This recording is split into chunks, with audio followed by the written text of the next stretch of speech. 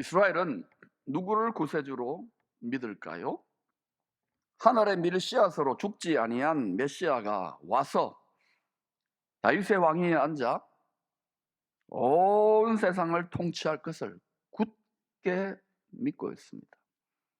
목숨을 걸고 믿고 있습니다. 이를 위하여 예루살렘 성전이 건축되기를 줄기차게 거의 한 1900년, 2000년 가까이 기도하고 있습니다. 대단한 신념이지요.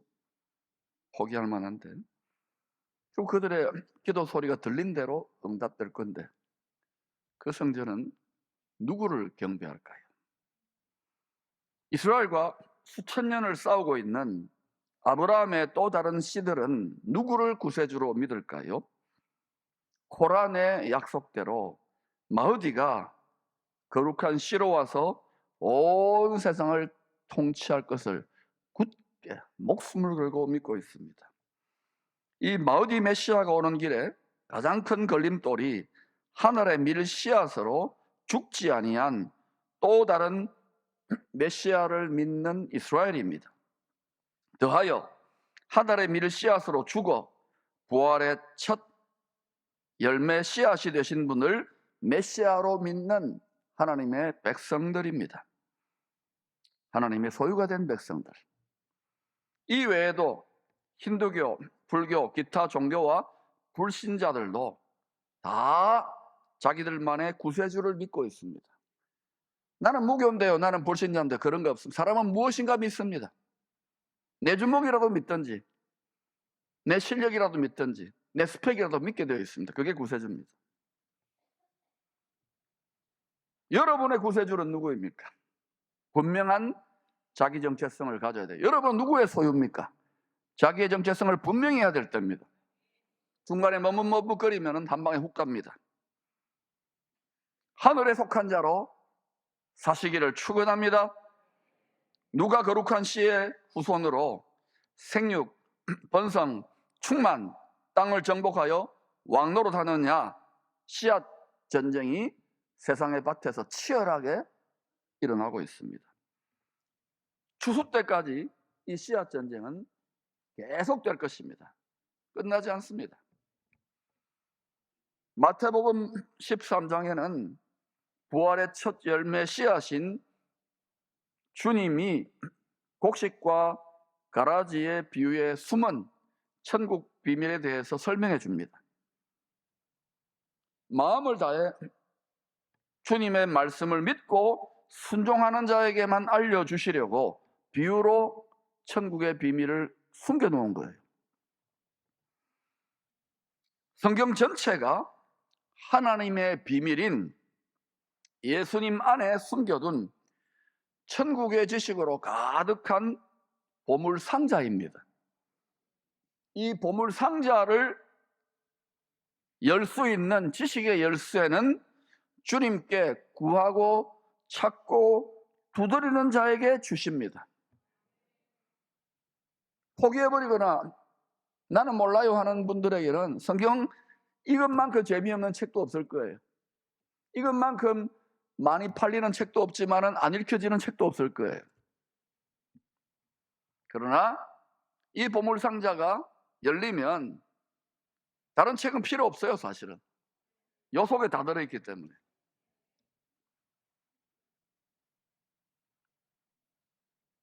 곡식과 가라지 비유에 대한 주님의 해설입니다.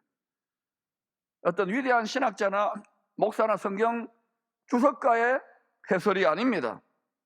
주님 자신의 해설. 둘 다 알곡이든 가라지든 추수 때까지 함께 자라도록 그대로 내버려 두라고 합니다. 요한계시록 21장 22절, 22장 11절의 말씀으로 보면은 읽어봅시다. 시작. 불의를 행하는 자는 그대로 불의를 행하고 더러운 자는 그대로 더럽고 의로운 자는 그대로 의를 행하고 거룩한 자는 그대로 거룩하게 하라. 내버려 둡니다. 네 마음대로 해라. 네 생각대로 해라. 밭은 세상입니다. 밭은 사람들의 마음입니다. 좋은 씨는 여자의 후손 천국의 아들들입니다. 가라지는 뱀의 후손, 악한 자의 아들들입니다. 좋은 씨를 뿌리는 자는 예수님입니다.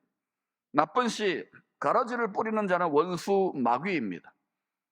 얼마나 지금 많은 씨가, 더러운 말이, 미디어가 막 전 세계를 지배 막 떨어지고 있는지를 좀 눈치채야 되는데, 진리의 말풍선 안에, 진리의 말 비닐하우스 안에 살기를 축원합니다. 이전에 잘 믿었던 거 별 의미 없어요. 지금 어떤 말이 여러분 마음밭에 씨앗으로 뿌려지고 그걸 지키는가, 여기에 달려있는 거예요. 추수 때 다 자라난 것을 보면 곡식을 맺는 이삭과 비슷한 모양인데 가라지예요. 결국은 추수 때 다 드러납니다. 숨길 수 없어요. 환하게 드러납니다. 빛과 어둠이. 정체성이 분명하게 드러나요. 세상에 속한 자인가? 하나님의 소유가 된 백성인가? 추수 때는 세상 끝입니다. 추수꾼은 천사들입니다. 그래서 이런 찬송 여러분 잘 알 겁니다. 같이 한번 불러볼까요? 시작. 천사들을 세계 만국 모든 곳에 보내어 구원 얻은 영혼들을 모으리. 불 때 나의 이름, 나팔 불 때 나의 이름, 나팔 불 때 나의 이름, 부를 때에 잔치 참여하겠네. 나팔 불 때 처음 익은 열매로 천국 창고에 추수됩시다. 저는 저와 저희 가족, 여러분 가족들이 전부 다 여러분 자신을 포함해서 예외 없이 나팔 불 때 천국 창고에 추수되기를 눈물로 기도하고 있어요. 마태복음 13장 30절에서 주님이 하신 말씀입니다. 시작. 둘 다 추수 때까지 함께 두라. 추수 때에 내가 추수꾼들에게 말하기를 가라지는 먼저 거두어 불사르게 단으로 묶고 곡식은 모아 내 각 곡간에 넣으라 하리라. 마음밭을 잘 경작하여 좋은 마음밭으로 지켜야 할 때입니다. 멧돼지가 들이닥치고 고라니가 들이닥치고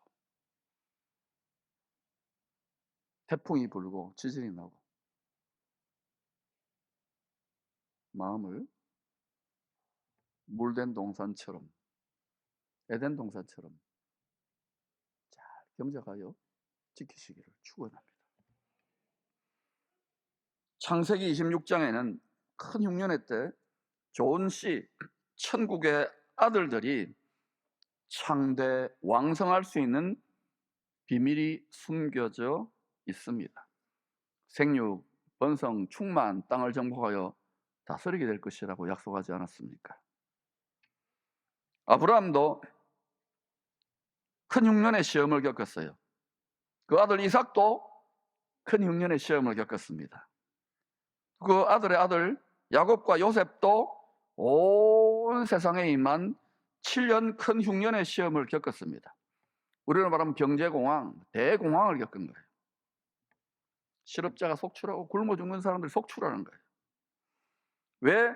아브라함, 이삭, 야곱과 노예로 팔린 후에 온 세상의 구세주 역할을 잠시 맡았던 요셉까지도 큰 흉년을 겪어야만 했을까요? 추수 때문입니다. 좋은 씨, 천국의 아들들 4대가 예외 없이 세상 사람들하고 다 함께, 가라지들, 쭉정이들과 다 함께 예외 없이 큰 흉년을 겪어야만 했습니다. 왜 큰 흉년이 있느냐고요? 잘 먹고 잘 살면 얼마나 좋아요. 등 따시고 배부르면, 그죠?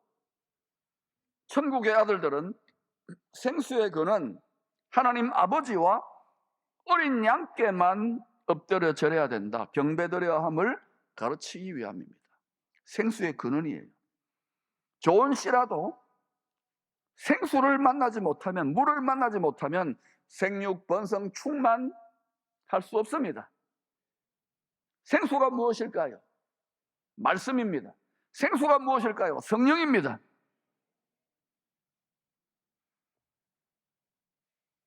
여러분이 좋은 씨앗이에요. 천국의 아들이잖아요.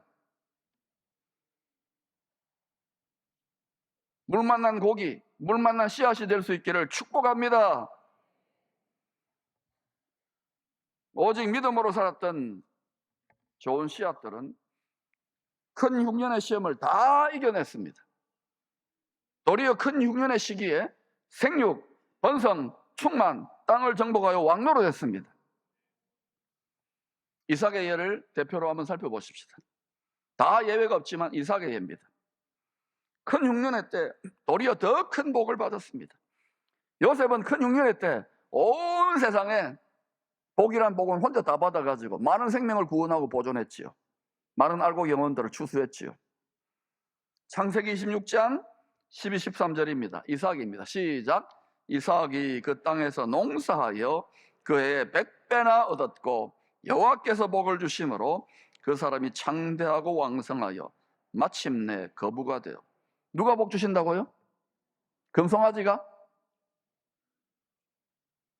재물이? 사장님이? 누가 복 주셔요? 주 예수 그리스도가 만복의 근원이라 하지 않습니까? 겸하여 섬기지 마세요. 겸상 차리지 마세요. 한 남편이신데 다른 남편 끼고 한 남편 사랑한다고 하면 그 남편이 히브리 말로 할게요, 은가히 좋아하겠습니다. 비밀은, 큰 흉년의 때에도 창대하게 된 비밀은, 좋은 씨, 천국의 아들들은 큰 흉년에도 약속의 땅에서 계속 포기하지 않고 우물을 팠다는 것입니다. 여러분, 우물 파고 있어요? 근데 우물을 팔 때마다 블레셋 왕 아비멜렉과 그의 백성들이 시기하여서, 질투하여서 우물을 흙으로 막거나 빼앗았습니다.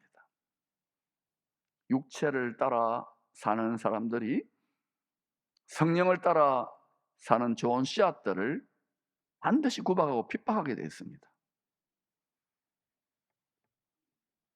그러나 혈과 육으로, 육신을 따라 싸우지 않았습니다. 머리끄댕이 잡고 주먹 날라가고 저주하고 욕하고 쌍욕을 해대고 이러지 않았어요. 이 세상에 보이는 그런 혈과 육에 전쟁하지 않았다는 거예요. 만약 여러분이 혹시라도 열받아서 그랬다면 회개하시고 바른 지식으로 무장하여 승리하시기를 축원합니다. 빼앗긴 우물은 포기하고, 맞다 그러잖아요. 애기가 더 잘해요. 빼앗긴 우물은 포기하고 줍니다. 그냥 네 가져가라. 골짜기에, 어디예요? 평지입니까? 산 위입니까? 어디예요? 골짜기. 골짜기. 인생에도 골짜기가 있지요. 주식 투자에도 골짜기가 있지요. 사망의 엄침한 골짜기, 눈물 골짜기. 골짜기에 장막을 치고 아버지 때 팠던 우물들을 다시 팝니다. 아버지가 판 거예요. 우리 믿음에 여러분 조상들이 있지요. 저는 우리 믿음에, 우리는 제가 1대니까 우리 어른들은 딴 거 팠어요. 그래서 제가 거꾸로 지금 열심히 파요. 우리가 지난 수천 년 동안 엉뚱한 데 팠는데, 그죠? 부모 세대들이요. 여러분이 우물 파시기를 축원합니다. 자식들이 따라합니다. 여러분이 예수 믿는 뽐새, 기도, 찬양, 말씀, 하나님을 섬기는 모습, 교회를 섬기는 모습, 복음을 전하는 모습, 돈 벌고 세상 사는 모습을 다 봅니다.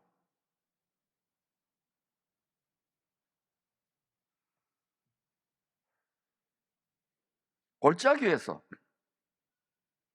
자식들이 힘들고 어려운 때, 사망의 엄침한 골짜기, 위기의 때에 장막을 치고 아버지 때, 부모 때 팠던 우물들을 다시 팝니다.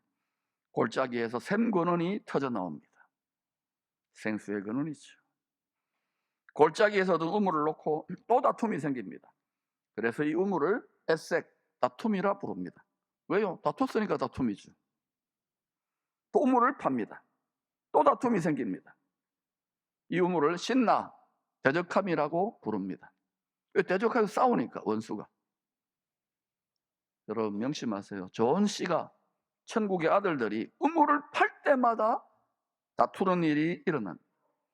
여러분 중에 제대로 예수 믿고 어떻게 좀 해보려고 할 때마다 시험과 문제와 다툼과 싸움이, 영적 전쟁이 있어요, 없어요?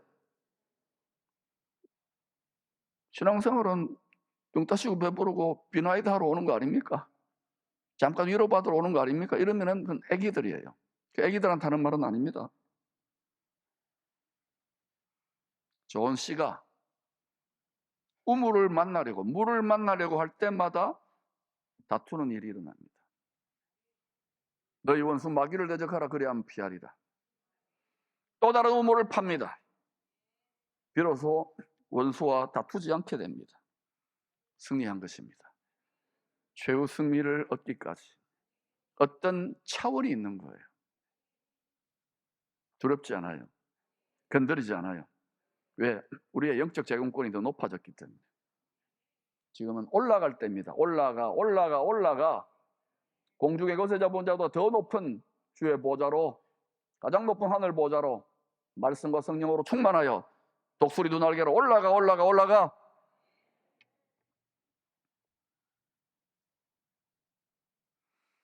이 우물은 크게 번성하다는 뜻의 로봇이라고 불렀습니다. 로봇을 떠나 이삭은 그런데 브엘세바로 올라갑니다. 지금 땅에서 로봇 크게 번성케 하는 셈이 솟았어요. 그러면 거기서 어때요? 속된 말로 팔자 고친 거 아닙니까? 잘 먹고 잘 살고 등 따시고 배부르고 좋은 차 타고 집 좋은 거 하고 자식들 출세하고 쑥쑥 잘 낳고 이쁜 옷 입고 맛있는 거 먹으러 다니고. 근데 로봇을 떠나 브엘세바로 올라갑니다. 왜 그럴까요? 바보 아닙니까? 이삭. 여러분이 묵상해 보면 브엘세바에서 생수의 근원, 만복의 근원, 하나님께 예배드리는 일에 집중하기 위해서입니다. 로봇을 경험했던 대표적인 사람이 누굽니까? 다윗이요, 솔로몬 아닙니까?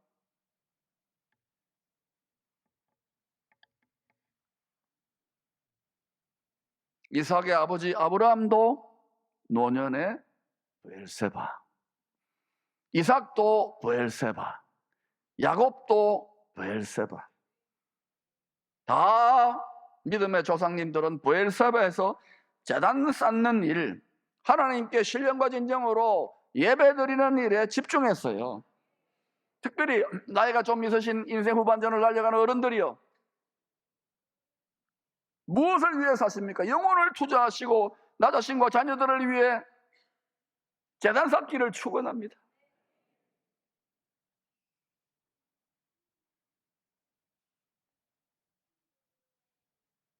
(60) 이하는 잘하면 영생합니다. 이삭이 제단을 쌓던 밤에 하나님이 아브라함과 맺은 약속을 다시 아들 이삭에게 확인시켜 줍니다. 우리 한국교회 또 우리 기쁨의 교회도 부모 선대에 너무나도 아름답게 향기롭게 드렸던 믿음의 선진들과 하나님 약속했던 것들이 있어요. 근데 이 물질과 이 즐길 게 많은 이 시대에 브엘세바, 우물 파는 제단의 삶을 살고 있느냐는 것이죠. 그래서 큰 위기라는 거예요.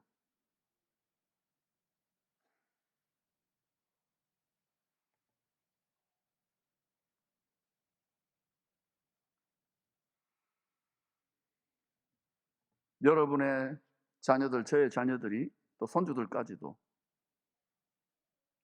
우리의 본을 따라 말씀과 기도로 우물 파는 삶을, 제단 쌓는 삶을 살 수 있기를 축복합니다. 조원 씨는 생수를 만날 때 생육번성 충만, 땅을 정복하여 왕도로 가기 때문에. 이삭이 제단 쌓던 밤에 하나님이 아브라함과 맺은 약속을 확인시켜 주는데 창세기 26장 24절입니다. 시작. 두려워하지 말라. 내 종 아브라함을 위하여 내가 너와 함께 있어 너에게 복을 주어 너 자손이 번성하게 하리라. 부모가 하나님의 종으로 하나님의 인정을 받으니까 아브라함을 위하여 아들 이삭 너에게 복 줄 거야. 네 자손이 번성할 거야.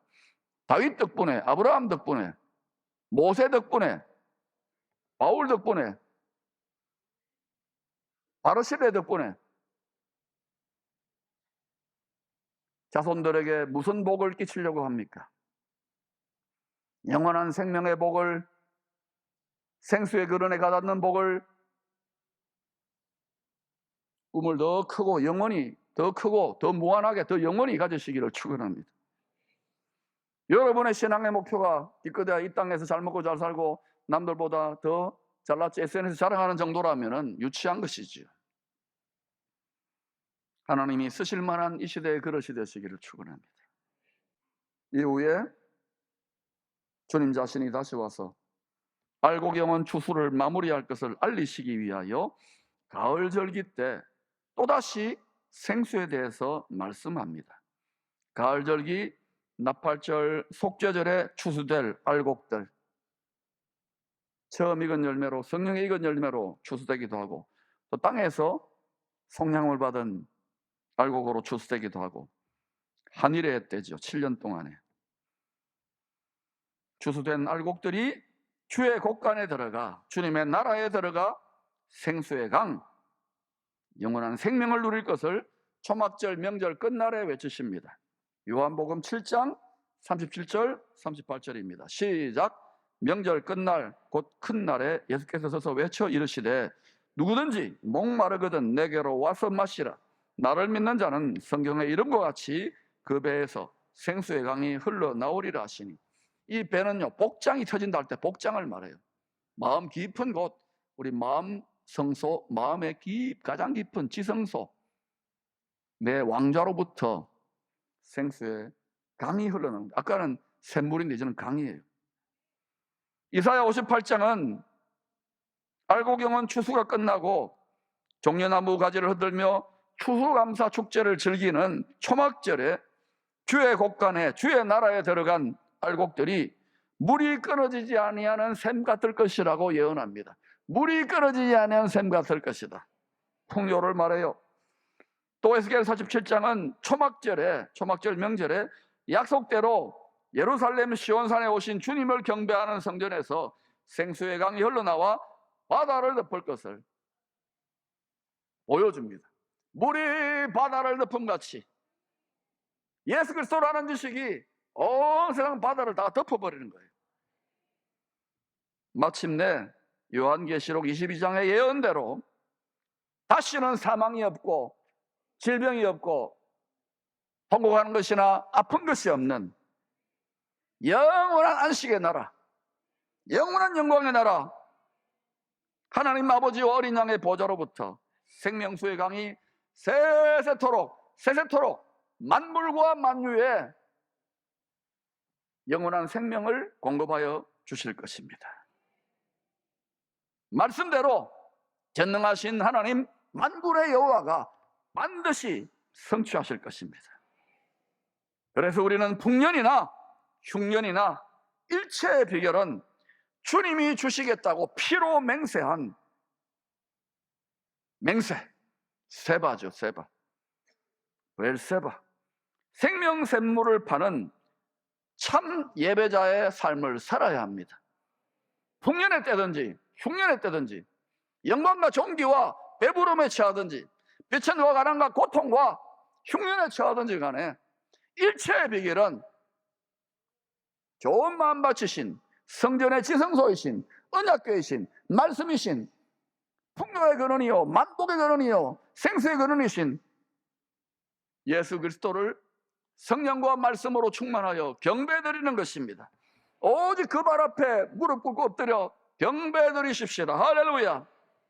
성령의 샘물이 솟아나 흐르는, 젖과 꿀이 흐르는 좋은 마음밭처럼 우리 자신을 경작하여 잘 지켜 100배의 결실을 다 맺으시기를 축원합니다. 여러분의 가족과 가정 전체가 다 그렇게 놀라운 100배의 결실을 맺는 복된 킹덤 패밀리가 되시기를 축복합니다.